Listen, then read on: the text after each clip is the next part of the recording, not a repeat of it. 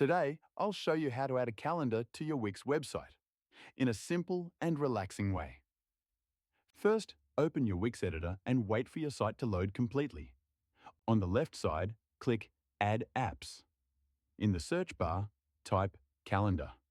You'll see the Wix calendar apps appear. Take your time, then click on the calendar you like. Next, select Add to Site. After a moment, the calendar will appear on your page. Click on it to open the Settings panel. Here, you can start editing your calendar, adjust the layout, change the style, add events, and customize it so it matches your website's design.